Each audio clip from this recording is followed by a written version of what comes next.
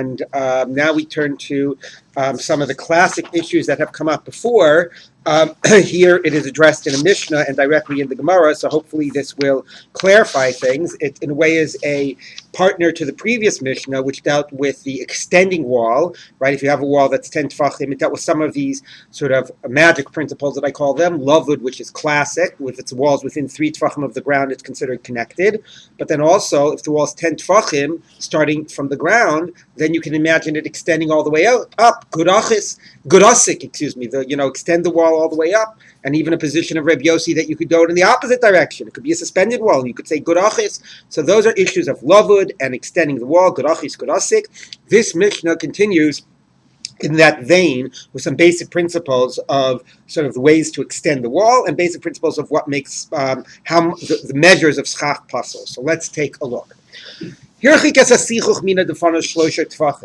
you distance the schach from the walls 3 tfachim. Now, this is not the case of the previous Mishnah, that there's a gap, that the wall does not reach the schach from below.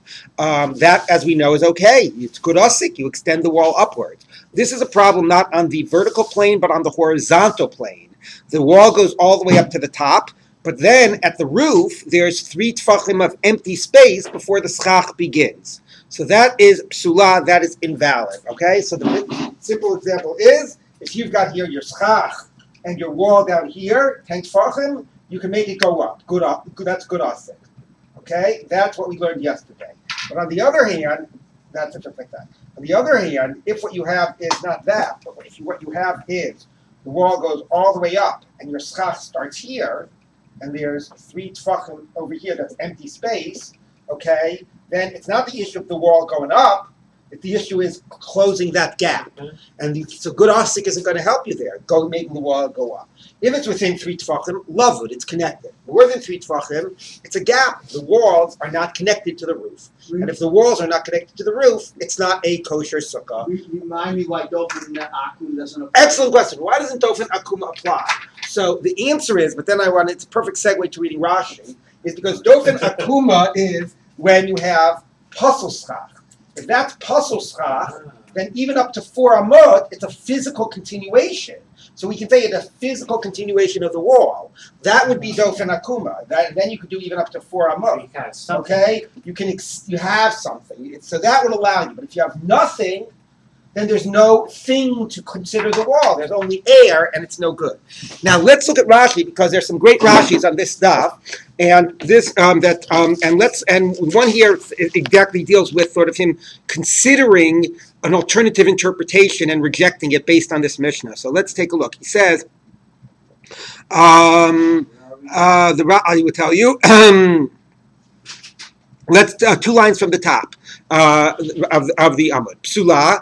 So it says the Avir Posa B'Shlosha Afilu Minatzad. So okay, because 3 tfachim even is invalid. Minatzad, not afilu. Minatzad. If it's it's not a vertical plane, it's a horizontal plane. And then says Rashi, Umikanani Omer Umefaresh, and this Mishnah is what motivates me to explain. Hadaminum shebeschach pasu minatzad amilin dofen akuma. When do we say you bend the wall when you have invalid schach, at the edge? Lahachir arbamot. Hainu, the conceptual model is what a bending wall means is the chashvinin l'schach ki'ilu mina dofen. Like that invalid schach, those metal bars, let's say, are like they're a bent part of they're part of the wall. And it's just that the wall bent on top of the roof. But if it was air, you couldn't say the air is part of the wall. But if it's metal bars, fine, it's a part of a wall that is bent over. Okay, so what was the alternative to explain dofen akuma that he's rejecting? The Eini Mefaresh, but I do not explain that the term means the following. Roinas adofen ki'ilu okein v'holech tachas eschach pasul u'migiel eschach kasher u'motias apsu min Succah. I don't explain what the promise. There's a very possible alternate explanation of dofen akuma, right? What does good asik mean? Good asik means, like the other sort of magic principle, is you have the wall 10 tfachim, and you envision it going higher. That's what good asik means, right? So I could have said, says Rashi, that dofen akuma means you have your wall here, you've got your schach here. Let's say there was even air. What would Dofen Akuma mean? That's the wall. You envision it. There's nothing. Yeah. There's air here, but you envision it going through the air and extending. So maybe Dofen Akuma means you envision an invisible extension, right, through the air. Maybe you don't need anything physical. Just you take the wall and you imagine it extending. Invisible wall. Right, an invisible wall. So the same way the invisible wall goes up, maybe the invisible wall goes sideways. Okay, but Rashi says no. If you would have said that's what's happened, then even with air it could have happened. So since we don't say Dofen Akuma with air, we only say Dofen Akuma with Pasul Schach, says Rashi. The idea is not you envision the wall that exists to extend, because then you could extend it through midair. What it is that you envision the Pasul Schach as part of the wall. Okay, so it's not the same conceptual model. This is, you take the existing wall and you imagine it extending through air. This is, you take, you don't extend the existing wall through air, you take the Pasul Schach and you see it as part of the existing wall that's bent over. Because the Pasul Schach is certainly kosher for a wall. Right, and therefore, if it was only air, you're stuck. Okay? So very interesting. Rashi explains two ways which one he adopted, and it's quite fascinating. He's like reflecting on what motivates, why he chose one model over the other. Is the Pasul Schach and bending wall limited to 3 tefachim? No, 4 amot. Right. Once you have 3 tefachim, it's not connected. Air is a problem with 3 tefachim. Pasul Schach, you can bend the wall up to 4 amot. Okay, from the side. So that's that. Now, next case. Bayis shenifchas v'sichech al gabav. A house had the roof crashed in, and there's a hole in the roof, not the whole roof, the roof, and there's a hole in the roof. Im yesh min hakot, and you put schach in that on top of that hole in the roof. Im yesh min hakotel l'sichuch 400 psula. So there's a problem though. The part of the roof that remains is invalid. Not necessarily invalid because it's not made out of wood like kosher materials, but invalid because it was your permanent roof. Okay, and you can't use your permanent roof for your schach. So therefore, it's the same point. So same halacha. You've got kosher schach in the middle, pasul schach around the sides at the edges, right? The hole is in the middle of the roof. That's where your kosher schach is. So if there's 4 amot or more of the roof, not of the new kosher schach, then you can't bend the wall that far, and then it is invalid. All right, so clear, it's basically another application of, you get up to 4 amot of invalid schach. Oh, not another application, it's the first application. The first one was just the air. This is the principle of Dofen Akuma. I'm sorry, what? Yeah, 6 feet. Yeah, yep. Okay, I jumped ahead actually because this is the first application. We're going to get 3 applications. This is the first. So the first point is, if there's air is a problem even 3 tefachim from the side because you can't say lavud. If it's pasul schach that's adjacent to the walls, then you have up to 4 amot to bend the wall. So that's one is a house that with the middle of the roof falling in. The kain chatzer shehi mukefes achsadro. Let's say you have a courtyard that is surrounded by a portico. I believe that's that's the word for it. It's basically like a colonnade with a roof on top. Okay, so now what did you do? You had here here's your courtyard, right? And you've got these sort of columns, okay, going up, and you've got like a roof on top of your courtyard. I mean, whatever. You have like this thing. Anyway, you got the idea. You have this like portico, right? Okay, but what you want to do is you're not going to use the existing sort of roof of the colonnade of the portico for Sukkah. That's made for all the year. That's permanent. That's not kosher schach, whatever material it's made out of. You want the middle to be your Sukkah. You want the courtyard to be your Sukkah. So you're going to extend your kosher schach right over here. And can you use the middle to be your Sukkah? The only problem is that they're distanced from the walls, assuming you can use the columns as walls. Let's say with the width in 3 tefachim or whatever. So the distance from the kosher schach to the walls, it's separated by the existing rooftop. Or let's say you got the back of your buildings here. Okay, so the back of the building is the wall. So the problem is this separates, that's invalid schach, not that it's a bad material, but that it's made as a permanent rooftop, the schach from the walls. But if it's within 4 amot, you can imagine, again, the bending wall. It's another example of the bending wall. Is that pretty clear? Okay, yes. Yesterday we discussed having kosher schach over the top of pasul schach. Right. Would that work here as well? Yeah, I mean, in theory, if you did it, you could go by the rove principle. That's How much true. of a distance are you allowed to do that with? Well, that's right. According to Tosfos, as long as there was a little bit of an overlap, it allowed you to consider the rove principle. So you're right. That would be something you could consider that would negate these considerations. But at what extent you consider them to be mixed is a good point. Tosfos sounded like even a little overlap. Okay, 1 minute. I just want to show a Rashi. Okay, so that's because again, it's fascinating little thing. If you look at Rashi about 8 lines before the lines get wide, you see where he says you see the word at the end of the line, which has like the hyphen, not hyphen, the apostrophe in it, or the quote mark in it. You see that word? You see Rashi count 1, 2, 3, 4, 8. Right. Yeah. So take a look. To look a little bit. So Rashi says he describes it. He describes the portico, and then he says dugma l'davar, comparable to this idea of this portico is what? So this is the word. Anybody want to guess what that word is? Wait a minute. Cloister. Cloister. B'lashon Ashkenaz. Shel eza umot, of the other nations. Heim hagalachim, the priests. Okay.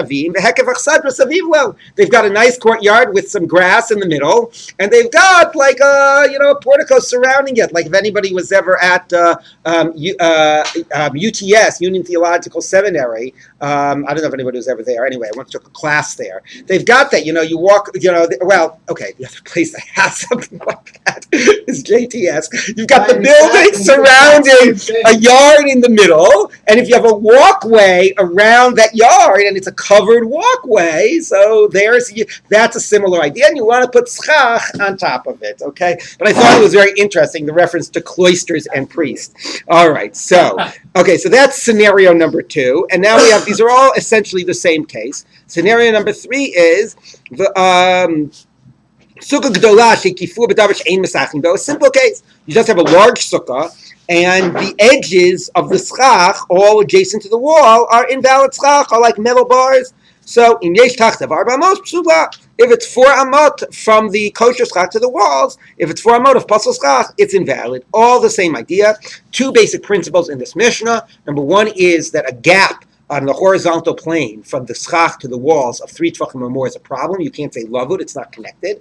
The other is that if it's invalid schach at the edge of the walls, then as long as it's at the edge, you can bend the walls and up to 4 amot, consider it all to be connected. Dov, you had a question? I wanted to ask about this application of rove, where you have more kosher schach on top of plus. Okay, yeah, I'm going to bracket that question because that's not the topic of this daf, okay? It was brought up, but it was a topic of another daf. You can hold it. We'll get to it again, but it is not the topic of this daf. So let's take a look at the Gemara. So why do we need, thank you so much, 3 examples of the exact same case? Okay, so tzricha, you need them. If you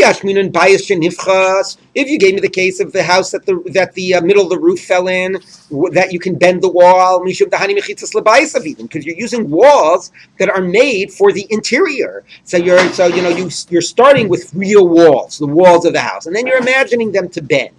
But in the case of the courtyard surrounded by a portico, what are you using as the walls to your sukkah? You're using the back of the buildings, right? The buildings are sort of surround the walkway, and the walls of the building are made for the interior of the building. You're using the walls of the building for the courtyard. So that's not really like a full wall for the courtyard. So maybe that limits your ability to bend the wall. So so those walls are really made to serve the buildings, not the courtyard. Maybe you can't use that type of a wall to bend it and to do this trick up to 4 amot. You need to tell me you can even do it in that case. If you just gave me the case of the portico or of the house, because although you can't use the schach, at least it's made of a kosher material, right? At least it's made out of wood planks. So you can't use it because it wasn't put up for, it was put up for a permanent house. It wasn't, and that takes it out of the category of, it doesn't have to be l'shem sukkah, but it's enough l'shem sel, but this was specifically put up to serve a permanent purpose. It's like a bias. It's not like a sukkah. And therefore, that's what invalidates them. But the material is fundamentally kosher. And maybe, therefore, that gives you greater flexibility to be lenient with how much schach pasul you're dealing with. But if the edges of your schach all connected to your walls are literally puzzle material like metal bars. So in that case, aim low, that's a real, more serious invalidity of the schach. So maybe that I can't use the trick of dofen akuma to overcome that degree of a problem. If the problem were only that it wasn't put up for the right purpose, I'll imagine it as a bending wall. But if it's real puzzle schach, maybe the bending wall idea won't get me around that issue. Tzricha, you need to tell me that. So all three cases told me whatever purpose the walls are serving, however bad the schach is, you can always do this idea of bending the wall up to 4 amot. And again, we have the basic, really key principles: a vertical gap, a horizontal gap of air, 3 tfachim. You don't say lava; they're not connected. If that gap is filled with pasul schach, you can go up to 4 amot, and then it's considered to be continuous or contiguous to the wall because you imagine the wall as bending. All right, so those are the 2 key principles of the Mishnah. And now the Gemara gets to a very core question, which we touched on before, but is really not addressed in any Mishnah, which is how much schach pasul is a problem in the middle of the sukkah, right? How much schach pasul would create a problem if it were not at the edge, but in the middle? So let's take a look.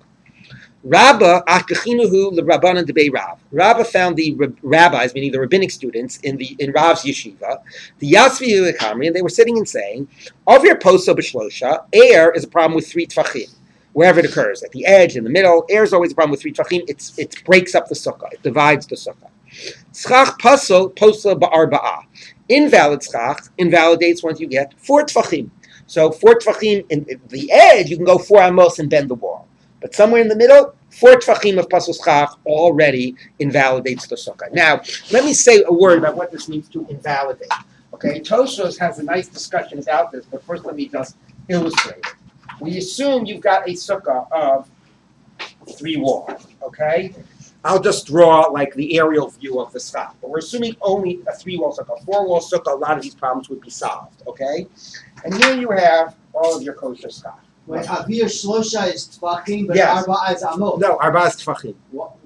I thought we just No, it's both in the feminine. It's whatever. It's a modifier of a masculine noun. No, it's not the grammar that I'm asking about. I thought Amot is minatzad, not be'emtza. We're dealing about be'emtza. Okay. So the empt is always Tfachim. Tfachim. Well, not be'emtza is tfachim. Shlosha and arba'ah is tfachim. Shalosh and arba is amot. It's the grammar. But it's the same thing. It comes in. Yeah, but in other words, we had said before that when you have Yes. pasul schach, Yes. you have up until 4 amot. That's from the side. Yes, from the side that you can bend the wall. At the edge. At the edge. Right. Right. So Right. Yes, I'm agreeing with you. I'm just saying the way you know what the Gemara is referring to is the grammar. Okay, right. Yeah. So here's the logic of why it's a problem, of how it's a problem. If you have 3 tfachim of a gap, right, of air, let's say here at the side, you've got this gap. What it means is this schach is not connected to the wall. So you only have 2 walls of your sukkah. That's why the air invalidates. Let's say you had 3 tfachim of air in the middle. Okay, you've got this gap in the middle. So what does that mean? Well, actually, this part doesn't have 3 walls. But this part actually does have 3 walls, right? So you cut off this part. It's not connected. But this part has 3 walls. So if this part is 7 by 7, you can still sit in this part of the sukkah, but you can't sit in that part because it cuts it off. The idea is that it separates and it cuts it off. So in that case, it wouldn't invalidate the whole sukkah. Where would it invalidate the whole sukkah? Either if it was this way. Okay, so if your 3 tfachim of air was that way, so it's not, these 2 halves are not connected, and each half only has 2 walls. So air invalidates by separating the parts of the sukkah. You can't consider them connected. Similarly, schach pasul invalidates in the same way. It's not the presence of schach pasul labels this as a pasul sukkah. The presence of schach pasul means you cannot combine what's on one side of the schach with what's on the other side of the schach. So if you have pasul schach on the side, you can combine it because you bend the wall. But if you have pasul schach in the middle, right? If here was your pasul schach, right? Then you can't. Then this kosher schach can't combine with that kosher schach. So in this case, this part would be invalid. This part, if it's 7 by 7 tfachim, would still be valid. The pasul's not mixed together with. It's not mixed together. It says right. If it's mixed together, you go by row, but it's standing by itself. Under the air or the pasul spot, according to what you said.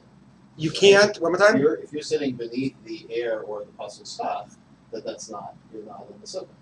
Yes, but it's even right. Correct. Once there's that much of pasul schach, it says that it's not a continuous part of the sukkah. Right. But even if it's less than that. So if it's less, we'll talk about, okay? If it's less, can you sit under it? That's a separate conversation. We're not up to that yet. Okay, everybody says, Dozkasin is you have 3 tfachim of pasul schach. Can you sit under it? Okay, the answer actually to that is yes, but okay, we'll get to that later. Okay, but if your pasul schach goes this way, it's the same issue. If it's 4 tfachim, you can't combine this half with that half, and each half only has 2 walls, okay? So that is the idea behind this. It separates the halves of the sukkah. This Tosfos spells it out very beautifully. We won't read the Tosfos inside. The one question Tosfos is left with is, let's say your air or your pasul schach doesn't go from wall to wall. Let's say it's right here, 4x4 tefachim section in the middle. Right. So Tosfos wants to know, right, he says, if this part here is 7x7 and it's a kosher sukkah before you even get to that problem, then you have a kosher sukkah and everything else is an extension of a kosher sukkah and it's fine. Okay? So it's all okay. That would be you can't sit under that open air space or that pasul schach space, but it's all an extension of a kosher sukkah. But if this part is not a kosher sukkah, what do we do with this? Do we sort of say, yeah, but, you still extend and you still have a shear and you just have a hole in the middle and you still have a kosher sukkah. It doesn't break it up because if it's not going from side to side or not, Tosfos is a little uncertain.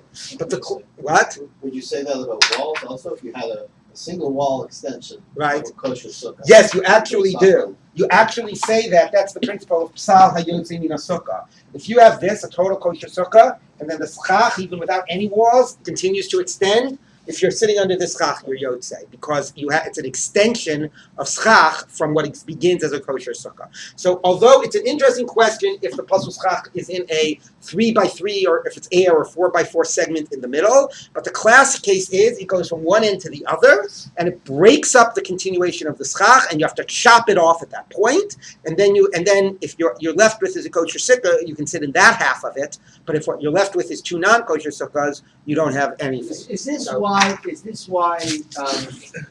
you have a metal frame supporting the schach, No. that's why people put wooden bars on No, top? that's a different issue. Mamid, we'll get to that. Yes. This is part of the feedback also in terms of it's kosher, but you just should not sit. Right, so that's the other issue which Dov also raised, is there's a middle stage where you could say it doesn't invalidate the sukkah, but you won't be able to sit under it. So for example, let's say you had Tosfos cases of a 4x4 tefach pasul schach in the center, or 3x3 air. That would be a case where you could say, okay, the sukkah extends around it, but that space right there, that's a zone where it's not a continuous part of the sukkah. You can't sit in that directly under that thing. Now, if it's a smaller piece, and this happens all the time with with decorations, we learned before, if the decorations are close to the schach, they're part of the schach, but if they're low-hanging decorations, so if it's smaller than 4x4 of a pasul schach, or which is pretty small, gives you a lot of latitude, it's a foot by a foot, then it's okay. But if it's 4x4 of pasul schach or 3x3 of air in the middle, and it's not, it's a little square, then don't sit under it. Then you're not sitting under the sukkah. Let's say it's less than 4 pasul schach, 3 of pasul schach, then actually we would say, because we consider the sukkah as contiguous, the schach is contiguous, and it's one unit, you actually can sit under, or are allowed to sit under pasul schach less than 4 tefachim. Okay, and that is a bit of a shock, but yes, that's okay. But what? Including some tree branches, right? I mean, people normally do the whole thing, but yeah. All right. Anyway, so we're not talking about sitting under. We're talking about passeling the whole sukkah. So let's keep on reading. Okay. So it says like this. So he says. So this is the yeshiva students in Rav's house. We're saying 4 tefachim of pasul schach in the middle. By the side you bend the wall, but in the middle 4 tefachim. The Aminu Anna and I, says Rabbi, said to them, Avir, deposa b'shlosha minaluchu. Where do you know this idea that Avir invalidates by 3? None. You learned it from our Mishnah. If you distance on the horizontal plane the schach from the walls 3 tefachim, it's invalid.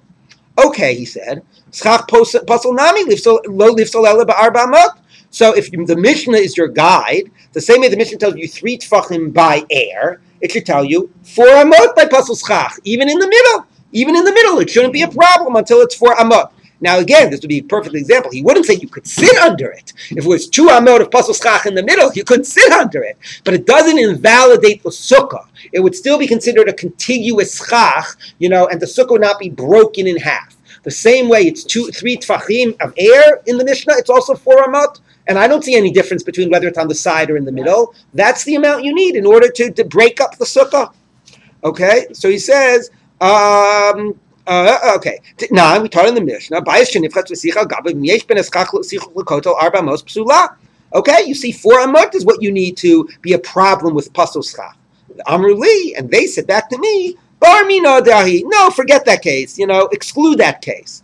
To Rav and Shmuel, because Rav and Shmuel both say, and these were Rav's students, that's a special idea of a bending wall, which is what I've been telling you from the beginning.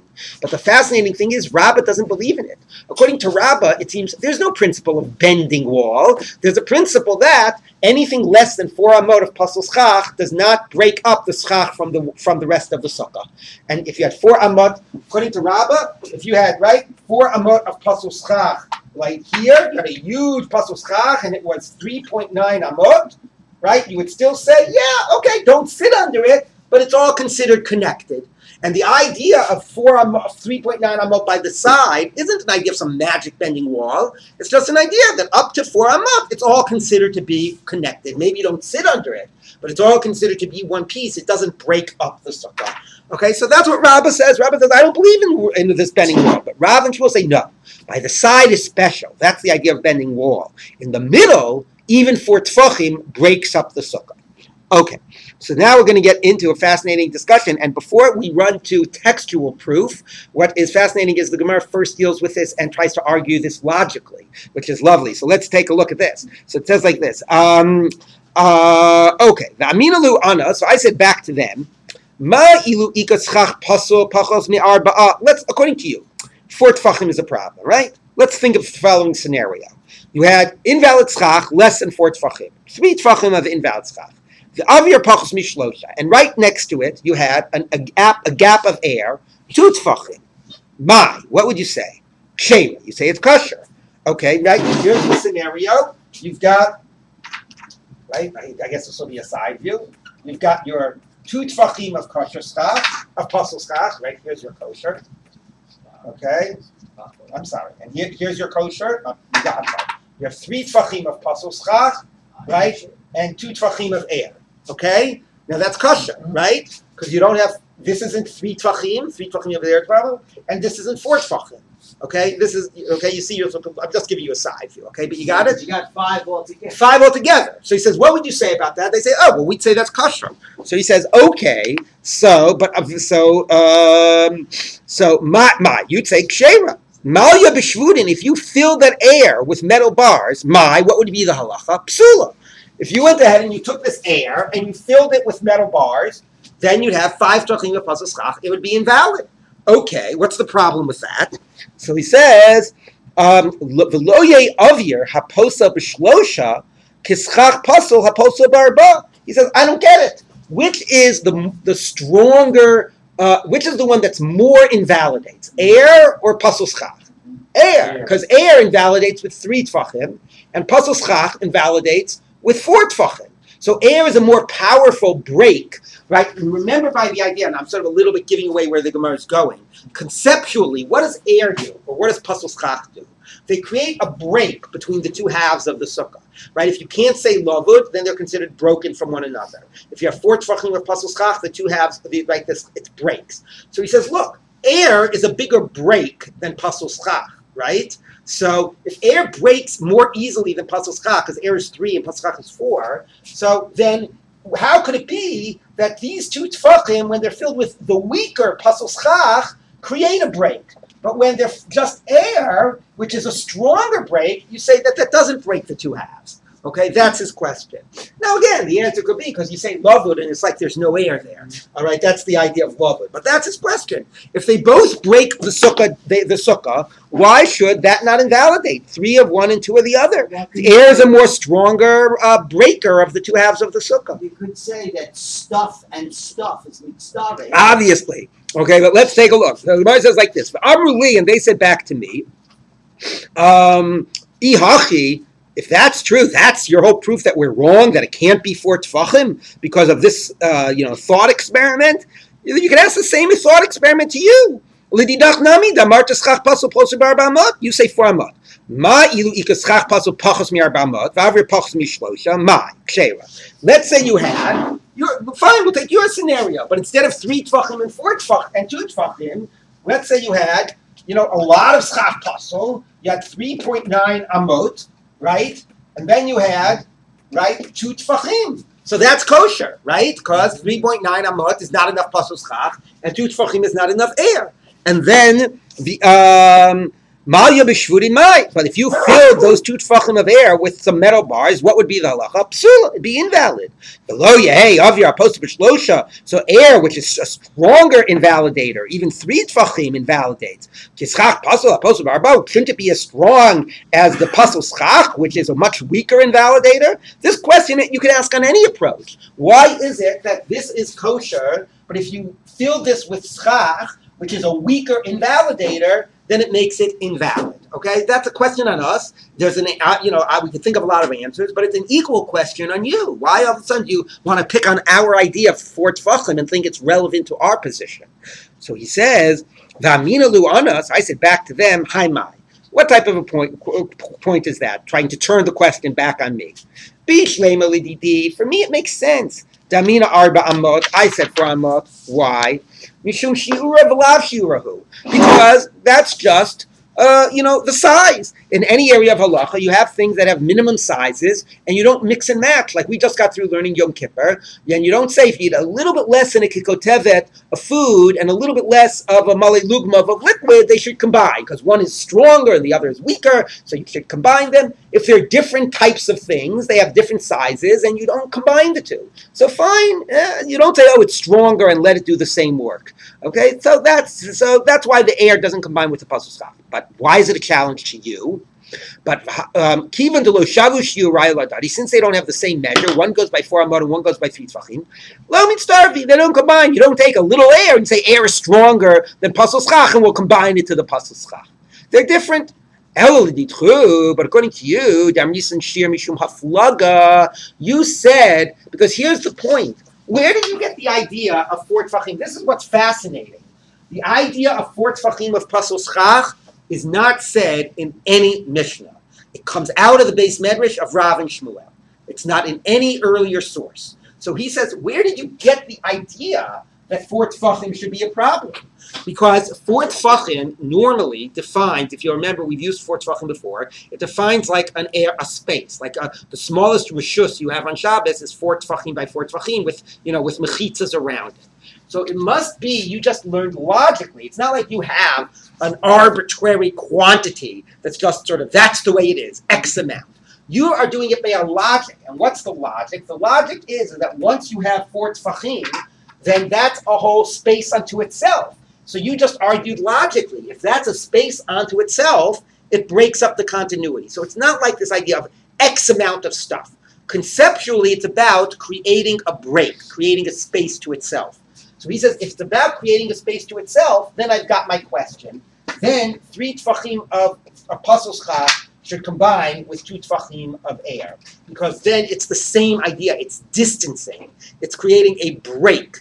If it's a question of X amount invalidates, right? Okay. So that is like a certain arbitrary quantity, and it's X amount of this and Y amount of that, and you don't mix and match. But he's saying this isn't like X amount of this type of stuff and Y of that. Here it's the idea that a certain type, once you get to 4 tefachim, because you came up with this on your own, so the logic has to be that just creates a lack of continuity and creates a break. So if it creates a break, why can't a combination of pasul schach and air also create a break? That's what the Talmud means by yishim haflaga. Right. So the separation. Right. So let's read that again. So for me, it's an arbitrary question of X amount of this, Y amount of that. You don't combine quantities of different things. But according to you, you came up with this number not because there was some like arbitrary amount mentioned in a Mishnah of you need a certain amount. You figured it out on your own. And you decided, not you, Rav and Shmuel, and decided that it was because it was creating a separation between the two halves of schach. Once you have 4 tefachim, that separates the two spaces. If that's if it's about separating, malis palig b'schach paso, malis palig b'schach paso v'avir, who cares? Once the two halves of the schach are separated by 4 tefachim, who cares what's in the middle? Let it be all schach pasul, let it be a mix of schach pasul and air. Still, there's a reality that this half is separated from that half by 4 tefachim. Okay? Again, so now it's quite fascinating, right, how he's presenting these two things and sort of honing in on what the different conceptual model is. One is a quantity that invalidates, and the other is the reality of lack of continuity. And if it's the reality of the distance between the two, who cares if some of that is air? Now, the answer could be no, because as long as some of it is air but not too much, it kicks in the principle of lavud and makes the air go away. That would be the logical answer, right? You're saying, look, you have a 4 tefachim gap. I'm saying, no. Lavud disappears the gap, and lavud makes it only a 3 tefach gap. Lavud imagines that you're going to head and fill that up. That's the obvious answer. But his question still is, if it's based on a gap, it should be a gap with a combination of schach, pasul, and air should also work. The machlok Okay. is a machlok about mode of thinking, qualitative or quantitative. Conceptual. It's quantitative. It's about the shiur, Right. that's koveya, or it's Right. about the quality, of Right. whether it's a break or it's Exactly. continuous. Although I wouldn't say it's right. It's about a way of thinking. It's a way of thinking about this problem. This problem. Yeah. Okay. Right. Okay. So Amalei Abaye. So Abaye said back to Rabbi. Abaye was Rabba's student.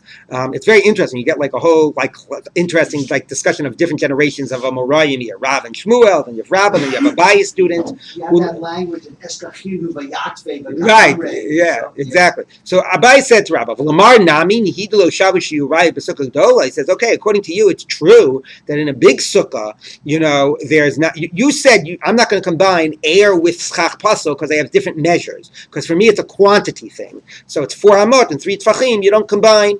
Even a little, even the stronger one doesn't combine with the weaker one. But it says, but look, according to you, even though in a big sukkah they go by different amounts, 4 amot and 3 tefachim, but b'sukkah katana milo shavush yurayu. In a small sukkah they have the same amount. Now, what does that mean, right? Why would Rabbah say all of a sudden that a small sukkah means a minimum size sukkah, 7 tefachim by 7 tefachim? Why would he say that all of a sudden now it goes by 3 tefachim of pasul schach? Right, that's what Abai is saying. Abai is saying to you, but why can't you combine them? In a small sukkah, they do have similar measures, and that should give you a basis for allowing you to combine pasul schach with air in other scenarios. So what's the similar measure in a small sukkah? It's 3 tefachim of air would be a problem. Why would I say all of a sudden 3 tefachim of pasul schach? It's true you only have 4 amos. The whole thing is only 7 tefachim. But where would you get the idea of 3 tefachim of pasul schach would be a problem? So Rashi says, and again, this is like coming out of thin air. Excuse the pun. If you look about 10 lines down in the narrow lines, b'sukkah ktana, Rashi says, sheshiureha mitzumtzam milo shavush yirayu. Aren't the shiurim the same? You have to admit that in a small sukkah, the pasul schach is even 3 tefachim a problem. Why? The kivin enafik mitaras lavud. Once it's no longer lavud, chavshiv, it's significant enough. L'bitzirei l'shirei the sukkah to say that the sukkah has a smaller size. If the whole thing is a minimum size, once you have a certain amount of pasul schach, it's like it's not even a full size sukkah. The kivin the shavush yiraylin and shame shum sukkah. Let's start with, since there's a sukkah where it's measured by the same amount, you should always be able to combine them even in a big sukkah. But it's very strange where he gets this idea that, of course, it's obvious that in a small sukkah, 3 tefachim of pasul schach will be a problem. Rabbeinu Chananel, actually, I don't understand how he reads the logic of the Gemara, but he has a bias saying, wouldn't you admit that in a small sukkah, 4 tefachim of pasul schach is a problem, not 4 amot. Now you can tell me why 4 tefachim of pasul schach would be a problem in a small sukkah. Why would 4 tefachim? Normally it's 4 amot, but in a small sukkah, I would say there 4 tefachim would be a problem. Why? You would have 7 by 7. Because if you have 7 by 7, if it's 7 by 7 and 4 tefachim is pasul schach, then the Majority is pasul schach. Okay, but that's like a trick. That's not because it's a shear of 4 tfachim. That's because it just works out to be the majority. Okay, but anyway, that's what Rabbeinu Hananel says, which makes a little more sense. For some reason, our flow of the Gemara, the way Rashi is reading it, he's basically saying, oh, of course you got to admit by a small sukkah it's 3 tfachim. I don't know why he has to admit that, but okay, that's his argument. So let's see what he answers. So he says, Amarle, Hassam, Lav Nishum Deshavu Shiu Rayu Lehadadihu. There, it's not because they, in principle, have the same amount, that one is 3, that they, all of a sudden, the formal quantitative amount is 3 tfachim. El Mishum Delesel Shiurei Desukkahu. That once you have a 3 tefachs of pasul schach in a small sukkah, then you don't have the right size sukkah. It's not like it doesn't function as pasul schach. It just means you can't consider that area to be enough to give you the size of the sukkah. That's the So, Rav, what you just said, the Rav. right, but Rashi is saying that that's also his response to Abaye. His response to Abaye is, it's not that in principle that's the size, it just works out that way. Right? Meaning it's not like there's a halacha. In a big sukkah, 4 amos pasuls. In a small sukkah, 3 tfachim pasuls. That's not the point. How much schach pasuls in a small sukkah? It's also 4 amos. But it happens to work out that if once you have 3 tfachim of pasul schach, you can't consider that section to be included in the size of the sukkah, and therefore it works out that you don't have a right size sukkah. But it's not that it's directly functioning as invalid schach.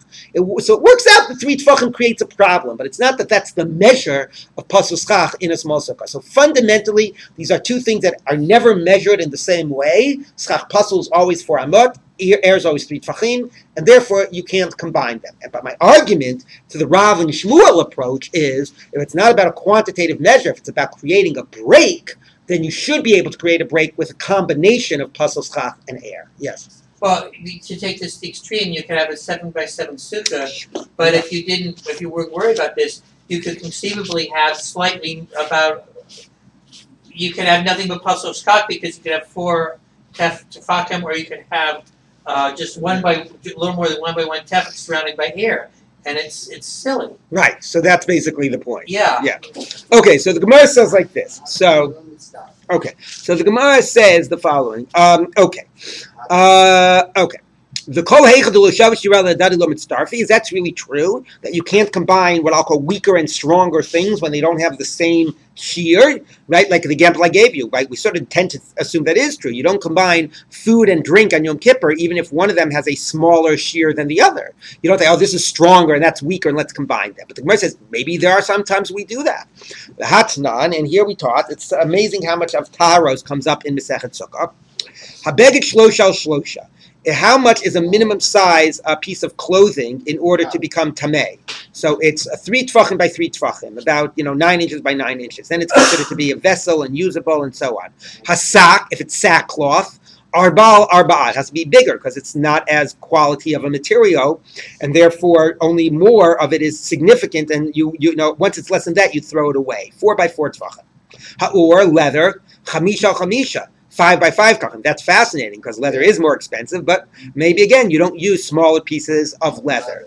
Mapats, and if it's a mat like made of reeds, shishal shisha, and we saw that before, 6 tfachim by 6 tfachim. So these are the amount of sizes. The particular application, it could be for like normal tumah, but also for like if a zav sits on it, and what type of thing would be considered a minimum to be a type of a seat, would also be a relevant application. So these are the different sizes. So let's say you made a cushion with a combination of leather and cloth. How would you measure it? Okay, so let's take a look. So Vitania law, we taught a breita on it.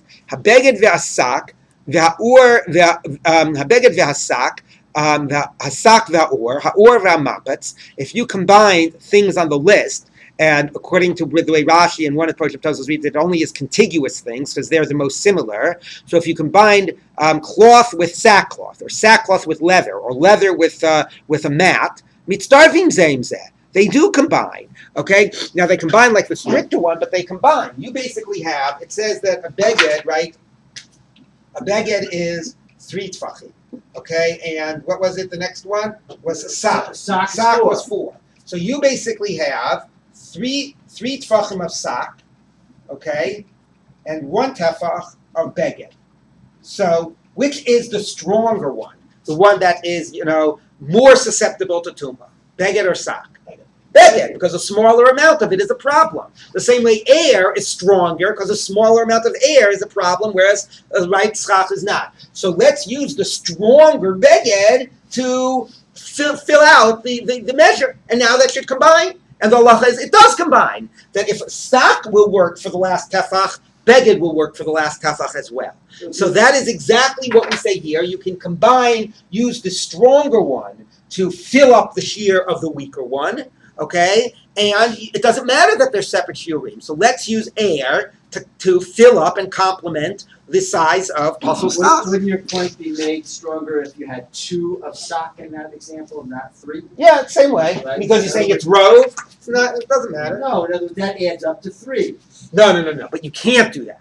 You can't use the weaker thing to give you to give. No, you can't. You're right. It's exactly as I said. You can only use the stronger one in place of the weaker one, not vice versa. Okay. So sak here would have done it. So we could replace the sak with beged. So if pasul schach would have created a problem, you could replace the pasul schach with air. That would be the argument. So look, there are different shiurim, and it works to combine them. So the Gemara says no. Hasam kiriktani taima. There, it's like we explained the reason. Amar Rabbi Shimon, matam. What allows us to combine them? Hoil v'roi l'tami moshav, because they can combine in a particular type of tuma when it comes to make a seat, like something which would be considered a seat of a zav. Nan, like we taught in the Mishnah. Hamikatzea mikulan tefach al tefach. If you took from any of these materials and you cut out a square, a tefach by a tefach, tameh, it is tameh. So, meaning they all do share a size of tefach by tefach for one scenario. The scenario of cutting out a perfect square tefach by a tefach. Why? What's significant about that? What can you use that for? Tefach al tefach l'may chazi. What's it fit for? So, v'amar Reb Shimon Lakish mishum Reb Yanai hoveroi litalai or litlo al gabi chamor, because you can use it as a patch on a saddle seat. So, basically, what it says is, when you're trying to hold on to these things as actual cloths or seats, they have different sizes. But if you're cutting out a piece of a patch, all of them are susceptible for tumah by one tefach by one tefach. All of them have significance at that size. So since there is an area in halacha where these different materials have the same size, or an area of relevant halacha of tumah where they have the same size, that allows you to combine them and to say, well, let the beged do the work, the stronger beged do the work of the weaker sak, because they're somewhat seen as in the same category, because at least in the area of making a patch, they have the same size. But by schach and air, they never have the same size, and therefore you don't combine them, which is why Rabbi wanted to create a scenario where they did have the same size. Once we could find a case where they have the same size, that would say you should be able to combine it. But the answer is no, they're fundamentally separate categories. They cannot be combined. These which are fundamentally similar categories, the stronger one can do the work of the weaker one. But that won't work by sukkah. You would not say the stronger air can do the work of the weaker schach. Those are categorically different, and they don't combine air with schach. But again, that's if you're looking at it quantitatively. His argument to Rav and Shmuel still is, but for you guys, if it's about distance, you still have the reality of the distance. And again, the most obvious answer is, once it's less than 3 tefachim, that distance doesn't exist. That air is like it's closed, and that's why it's not a problem. Okay, so yes. We go to the Pandora's box of Taros. I'm just lucky to say, if 1 by 1 is good for a patch, then let it be good for, then 1 by 1 should be the shira. What is this idea that if you cut it for a patch? Right. So that gets to the whole issue of kavana, like we talked before about, like, when is a vessel considered susceptible to tumah? Like yardin al yedei machshava, ein olim al yedei mas, if you remember that. So if you have a piece of leather, is it susceptible for tumah? Well, if I'm going to use it as a mat, and that's what I want it to be used as, yes. If I'm planning on making shoes out of it, the answer is no, because it's not yet finished. So my intention, right, determines whether this is considered like a kli or not, at what stage of development it is. So if you have a piece of cloth or a piece of leather, the normal usage of that would be for like some type of a mat. And therefore, it goes by certain minimum sizes. Once you intend to use it as a patch, right, then it changes its way it's categorized, and therefore the quantity is. Like we talked about, wood that doesn't yet have a base keeper. Right. So, but you're never intending it to Right. be used to have a base keeper. Right. So why are we worried that it will one day have a base that you might think, right? We're not. No, the Gemara. You mean when it said that we're talking about Keli Meshupim, and it tried to say that but the Gemara rejected that, and that was only a a Durabanan problem about schach. That wasn't a fundamental Tumah problem. For tumah for something to be susceptible for tumah, it needs to have certain qualities, right? So if it's wood, it has to have a beit kibul. Other types of things, it has to be a kli. It has to be usable. And then there's the question about size. So the basic point here is that in a standard case, this stuff is going to be used for something like a seat, and therefore the standard size is X. But in a case where it's clearly being used as a patch, then the standard size switches. Okay, so the Gemara says like this. Okay, so now we say, Besura Amri Lahai Shmaita B'hai Lishna. In Surah, they told over this whole discussion the way we just had it above. Now, Surah was Rav's yeshiva. So in Surah, in Rav's yeshiva, and remember, it said that Rabbah found the students in Rav's yeshiva. So this whole version you just read was the version that it was told over by the students by Rav's yeshiva, where Rav and Shmuel were both saying the idea that 4 amot on the side, Dofen Akuma, and 4 tfachim in the middle. That was a combined position of Rav and Shmuel. That's how it was told over in Rav's yeshiva. But in Naharda, which was whose yeshiva? Any guesses? Shmuel's. Masnu, this is the way they said it. Amar Rav Yudam Shmuel, no thing about, Rabbah came in and bumped into the students in Rav's yeshiva. That's not the version they have in Shmuel's yeshiva. In Shmuel's yeshiva, here's the version that they have. Amar Rav Yudam Shmuel, says Rav Yudam in the name of Shmuel, Schach pasol be'emtza posel ba'arba'a. Pasol schach in the middle is 4 tfachim. Minat sad posel ba'arba amot. From the side 4 amot. So the same thing was said before in the name of Rav and Shmuel combined. Here it's being said in the name of Shmuel, and it's said also much clearer, more directly, rather than the back and the forth. 4 tfachim in the middle, 4 amot at the edge, because of presumably Dofen Akuma. The Rav Amar, and according to this version, Rav says, and presumably this is Rav Yehuda saying in the name of Rav, Rav says, Bein minatzad, bein be'emsa, be'arba amot. According to this version, Rav has the position of Rabbah. Rav says whether the side, whether the middle, 4 amot. So still you have this debate. Everybody agrees 4 amot on the side. That's the Mishnah. What about the middle? So according to the first version, Rav and Shmuel said the middle 4 tfachim. Rabbah said the middle 4 amot. According to this, it's a debate of Rav and Shmuel.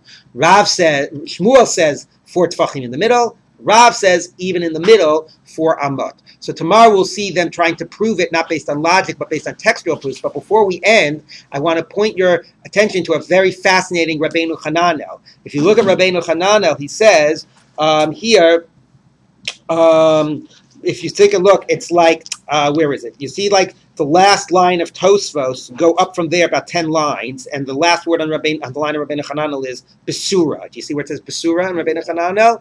So he says, Besura Masni Ken Amrin. Rabbeinu Hananel is on the right-hand side. In Surah, it was like we said, Avir Posel Begimel Schach Pasel Posel Ba'arba Tvachim V'chein Hilchasa. Bepumpadisa Masnu Amar Rav Yehuda Amar Shmuel. So whereas our version said this is what they taught in Naharda, his version is this is what they taught in Pumpadisa. Does anybody know whose yeshiva Pumpadisa was? He's the only other player mentioned here. Rav Yehuda, Rav and Shmuel's student. So our version says in Naharda they taught this is what Rav Yehuda said in the name of Shmuel. Rabbeinu Hananel's girsa was that's what they were teaching in Pumpadisa, which was Rav Yehuda's yeshiva. So in Pumpadisa, they're teaching what Rav Yehuda said in the name of Shmuel. So Rav Yehuda Amar Shmuel, right, bridges the yeshiva of Pumpadisa, which is Rav Yehuda, and the Amar Shmuel, which is Naharda. So it's quite fascinating that in our version, this is what Narda said, whereas in his version, it's what they said in the yeshiva of Pumpadisa. But either way, in Rav's yeshiva, Rav said 4 tfachim in the middle. It was a combined Rav and Shmuel position. In Rav Yehuda Amar Shmuel is saying no. That is a debate of Rav and Shmuel. Rav says 4 amot. Shmuel says 4 tfachim. Okay, more on this tomorrow. It's the Havamina with these